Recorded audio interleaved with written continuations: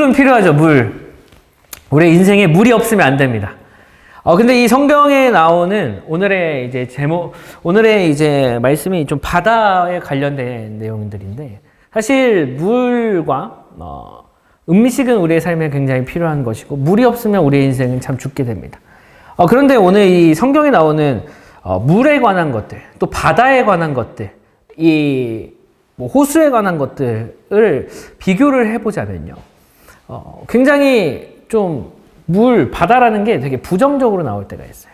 뭐, 광풍이 불어서 배가 흔들린다든지, 내 인생이 되게 쓰러진다든지, 아니면은 뭐 예수님이 이렇게 물 위를 걸어오셨는데 그게 유령인 줄 알았다든지, 아니면은 배가 막 정말 흔들리고, 그 다음에 뭐 요나의 사건도 그렇고, 그 다음에 사도 바울이 풍랑 때문에 다른 섬나라로 갈 때도 그렇고, 이 바다라는 것들이 사실 성경에서 나왔을 때는 굉장히 두려움과 어려움을 우리에게 줄 때가 많다라는 것입니다.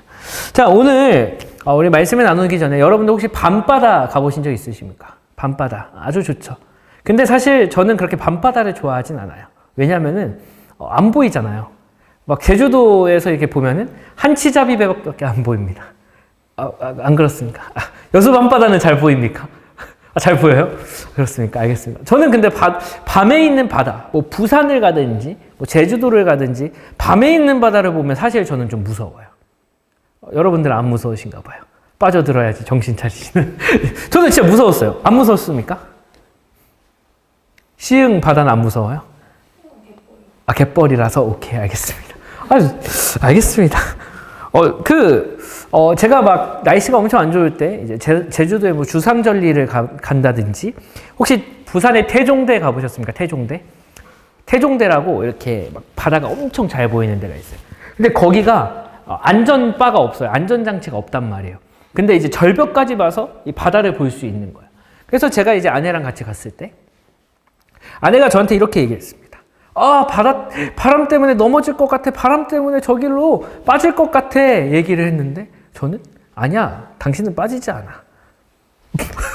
라고 얘기를 해서, 지금까지도 이제 회자하면서, 태종대, 부산만 가면, 그런 얘기를 한 적이 있습니다. 이해 다 되시나요? 네. 그래서 많이 욕을 먹었던, 그 기억이 있습니다. 이 파도라는 것들이 사실 오면요, 정말 이 바다의 물결들이 오면요, 반복되다 보면 사실 풍랑이라는 것이 마음이 차분해지는 게 아니라 우리의 마음을 더욱더 혼동시킬 때가 있다라는 것이죠. 더 불안하게 할 때가 있어요. 왜냐하면은 파도 소리라는 것 자체가 내 통제를 벗어난 소리이기 때문입니다. 사람은 원래 통제할 수 없는 걸 만날 때 두려워진다는 거예요. 예측할 수 없을 때 불안해진다는 것입니다. 내 힘으로 막을 수 없다라는 것이 느껴지면 마음이 흔들린다는 거예요. 오늘의 본문에서도 마찬가지예요. 제자들이 이렇게 건너갈 때, 이 풍랑을 건너갈 때에 너무나도 예측할 수 없었던 그 풍랑들과 파도들이 우리에게 물려왔던 것 아닙니까? 이 폭풍 때문에 마음이 무너지는 순간 예수님께서는 우리에게 중요하게 말씀하고 계시는 게 있습니다. 사실은 중요하게 말씀하시는 것도 아니에요. 왜냐하면 예수님이 타고 계셨기 때문이에요. 예수님이 이 배에 함께 타고 계셨다는 거예요. 우리 인생 가운데서도 힘들고 어려울 때, 폭풍과 풍랑이 몰아칠 때, 우리가 흔들릴 때 걱정하지 말자는 거예요. 왜요? 예수님이 함께하고 계시니까. 예수님께서 잠잠케 하실 것을 믿고 의지하니까 우리가 흔들리지 말자라는 것입니다. 오늘 예수님은 먼저 이끄셨다는 거예요. 자, 오늘 본문을 보면요, 22절에 예수님께서 건너편으로 가자라고 얘기를 하는 거예요. 제자들과 함께 배에 오르사 그들에게 이르시되 뭐라고요? 호수 저편으로 가자 하심에 이에 떠나, 이렇게 말씀을 합니다. 자, 먼저 뭐라고 했습니까? 예수님께서 제자들에게 내가 먼저 가자고 했으니 너희는 따라와, 이렇게 얘기를 했죠. 제자들이 예수님 저길 먼저 가면 안 됩니까? 라고 얘기를 한 게 아니에요. 예수님께서 먼저 가자라고 얘기를 했습니다. 자, 제자들이 계획한 게 아니라는 거예요. 예수님이 시작하신 여정이라는 것입니다. 우리가 믿음 생활하면서 종종 착각할 때가 있습니다. 그것이 무엇입니까? 내가 좀 뭔가 잘 되면 하나님께서 나와 함께 하시는구나. 내가 좀 상황과 환경이 안 좋으면 하나님께서 나와 함께 하시지 않는구나. 라는 그 착각 속에 빠지고 있는 거예요. 하나님은 여전히 늘 함께 하시죠. 하나님이 이 세상에 현존하시고, 그리고 믿는 자들에게 늘 의지하는 자들에게 함께 하시고 붙잡고 계십니다. 우리가 어려워요. 시험에 떨어질 때도 있어요. 시험에 못 붙을 때도 있어요. 그리고 누군가에게 관계에서 안 좋을 때도 있어요. 뭐 여러 가지 상황들이 있겠죠. 뭐 돈의 문제, 재정의 문제, 어려울 때가 있습니다. 그러나 그 가운데서도 하나님은 함께 하신다는 거예요. 근데 우리가 믿지 않습니다. 내가 좀 잘 안 되고 내가 잘 못하면은 하나님 나와 함께 하시지 않는구나 라는 이 어리석음 속에 빠질 때가 있습니다. 저도 마찬가지고요. 한번 우리가 돌아봤으면 좋겠습니다. 오늘의 본문은 이렇게 말하죠. 예수님이 시작하신 길 위에서도 폭풍은 올 수 있다라는 것입니다. 예수님께서 나와 함께 가자라고 얘기하신 그때에도 예수님은 우리와 함께 하셨다라는 것입니다. 먼저 나에게 말씀하셨다라는 것이죠. 예수님이 함께 있어도 문제가 오고 이끄신 길에도 불확실한 문제들이 있을 수 있다라는 것이죠. 하지만 중요한 사실은 바로 이것입니다. 예수님이 이끄시는 배는 침몰할 수 없습니다. 타이타닉은 침몰할 수 있어요. 정말 안타까운 사건들이었지만 이 세월호는 침몰을 했습니다. 이 최근에도 뉴스에서도 배가 침몰했던 사건이 있었습니다. 그러나 이제 많은 사람들이 잘 구조가 돼서 다행이었지만 이 배는 침몰할 수 있으나 오늘 본문에 나오는 예수님과 함께 탄 배는 침몰하지 않는다라는 것입니다. 여러분들의 인생도 하나님이 예수님이 함께 하시기 때문에 침몰할까요? 침몰하지 않을까요? 침몰하지 않는다는 거예요. 아시겠습니까? 다운이? 아멘? 네. 이것을 믿고 가야 돼요. 이 4학년 다 끝나는 시점 가운데 다시 한번 이 믿음이 흐트러지면요. 이 세상 가운데 다시 나가고 내 직장과 취업 자리 나갔을 때 이것이 믿어지지 않으면 흔들리는 거예요. 네, 좋습니다. 자, 우리 두 번째로 보면요. 광풍이라는 것, 폭풍이라는 것은 갑자기 온다는 거예요. 우리 인생이 갑자기 온다라는 것입니다. 자, 23절에 볼까요? 23절을 같이 읽어봅시다. 시작. 행선할 때 예수께서 잠이 드셨더니 마침 광풍이 옷으로 내리침에 배에 물이 가득하게 되어 위태한지라 말씀하고 있습니다. 자, 마침이라는 단어가 의미심장합니다. 아무것도 마침 이렇게 오네. 이렇게 얘기하는 거예요. 전조도 없이 갑작스럽게 예기치 못하게 찾아왔다라는 것입니다. 여러분, 우리의 삶도 이렇게 갑자기라는 것이 있습니다. 갑자기 이 사람과 어제까지는 인간관계가 좋았는데 갑자기 인간관계가 틀어질 때가 있어요. 갑자기 내 머리가 너무나도 스트레스를 받을 때가 있어요. 갑자기 내 건강이 너무나도 안 좋아질 때가 있어요. 갑자기 내 돈과 재정이 쪼달릴 때가 있어요. 진로가 막힐 때가 있습니다. 불안이 올라오고 믿음이 흔들릴 때가 있습니다. 저도 요즘 모르겠어요. 저 왜 이렇게 뭔지 모르겠는데 스트레스 너무 많이 받나 봐요. 그래서 머리가 너무 지끈지끈하고 아파요. 분명히 스트레스를 안 받는다고 생각했고 하나님과 함께 한다고 생각을 해서 나 그냥 인생 잘 지내는 것 같은데 막 목도 너무 아프고 막 머리도 너무 지끈지끈하고 막 뻐근하고 막 이러는 거예요. 그래서 전조 증상을 찾아봤는데 머리가 지끈지끈하고 머리가 찌릿찌릿하고 목이 뻣뻣하고 어깨가 결릴 때는 뭐였을까요? 네? 뇌졸중은 아니고요. 그래서 저도 뇌졸중인 줄 알았어요. 혹시 그래서 신경외과를 가봐야 되나 이런 생각을 했는데 일단은 스트레스에서부터 온다라고 얘기를 하더라고요. 저 뇌졸중까지 걸리면 안 되는데 큰일 납니다. 네, 그래서 그런 스트레스들이 이렇게 있는 거예요. 나 하나님과 함께 한다고 했는데 예수님과 함께 한다는데 이런 어려움들이 왜 이렇게 나한테 올까라는 생각을 했어요. 이것도 갑자기 저한테 왔어요. 갑자기 믿음에 흔들릴 때가 있어요. 갑작스러운 변화에 약해집니다. 제자들도 그랬죠. 여러분들의 인생도 한번 갑작스러울 때 내 믿음이 정말 내 인생이 흔들리는지 한번 돌아봤으면 좋겠어요. 그때도 그래도 하나님은 함께 하신다라는 거예요. 그런데 우리 한번 롤러코스터를 한번 생각을 해봅시다. 자, 여러분 에버랜드 가서 T-익스프레스를 타보신 적이 있으시죠? 근데 이제 T-익스프레스를 타기 전에 어떠한 마음이 듭니까? 이제 줄 기다릴 때는 다리 아파, 힘들어 하다가 이제 한두 시간 정도 걸려서 이제 놀이기구를 딱 타러 갑니다. 그러면요 반반의 그 문제가 들어요. 괜히 한다고 했나? 좀 어려운데 이거 안전벨트는 좀 괜찮나? 이런 생각도 할 거고 재밌을 거야 라는 생각도 할 겁니다. 재미는 있지만 내가 이 스릴을 잘 즐길 수 있을까? 저는 요새 못 타요. 저는 이제 지율이랑 에버랜드를 가고 롯데월드를 가면 저는 이제 제 놀이기구를 안 탑니다. 저는 이제 무서워졌어요. 겁이 많아지는 시기죠. 애견남이 됐습니다. 왜요? 그래서 저는 옛날에 자이로드롭도 저 혼자서 막 3-4번 타고 막 T-익스프레스도 야간에 가면은 막 금방 탈 수 있거든요. 그래서 T-익스프레스도 야간에 가서 3번을 탄 적이 있었어요. 근데 그때 20대 초반 중반이었는데 어렵더라고요. 요새는 그래서 그냥 이렇게 보는 것만으로도 이렇게 즐겁고 퍼레이드 보는 게 제일 즐겁고 막 그러더라고요. 그런데 이 줄 기다릴 때까지 괜찮다가 또 탑승해서 안전벨트를 이제 찰칵 하고 채우는 순간에 이제 우리 마음속에 두 음성이 들린다는 거예요. 이제 재밌을까? 이 안전벨트는 괜찮을까? 나 이거 괜히 탔나? 너무 무서운데? 이런 생각이 든다는 거죠. 그리고 롤러코스터가 언덕 위로 이렇게 올라갑니다. 올라갔다가 내가 통제할 수 없는 상황에 몸이 맡길 수 없는 상황에 막 불안할 때가 있는 거예요. 물론 스릴을 즐기는 사람도 있겠지만 근데 이미 여기서 제가 말씀드릴 것은요. 이미 이 롤러코스터에는 안전장치가 굉장히 잘 되어 있기 때문에 안전벨트가 우리를 붙잡기 때문에 우리를 잡고 있지 않아도 우리가 그 안전벨트를 잡고 있지 않아도 그 벨트는 우리를 잘 잡아준다는 거예요. 벨트는 우리를 빠지지 않게 한다는 거예요. 간혹 이 해외 토픽이나 이런 데 보면 안전벨트가 그 최상단에서 풀어졌다라는 그 토픽을 보긴 했는데 우리나라에서는 아직 그걸 잘 보지 못했기 때문에 안전벨트는요 우리를 잘 잡아준다는 거예요. 내가 안전벨트를 잘 잡지 않는다고 해도 안전벨트는 날 잡아준다는 거예요. 예수님이 우리 삶에 함께 계신다는 것은요 바로 그 안전벨트와 같다는 거예요. 풍랑이 흔들릴 수 있지만 우리의 생명과 우리의 미래는요 예수님께서 이 생명과 미래를 우리를 붙잡아 주신다는 것이죠.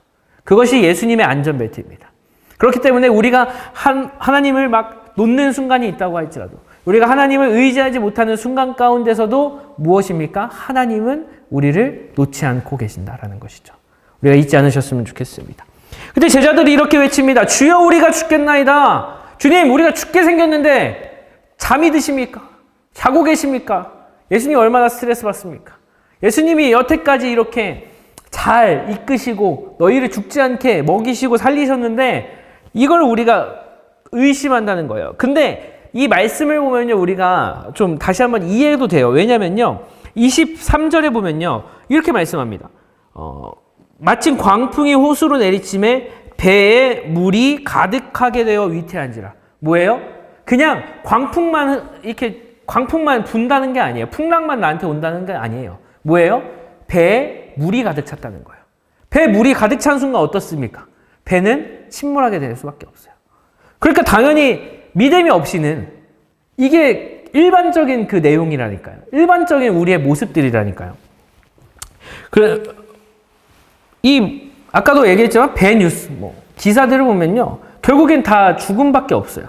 거기서 이제, 난 죽겠구나. 난 여기에 침몰이 되겠구나.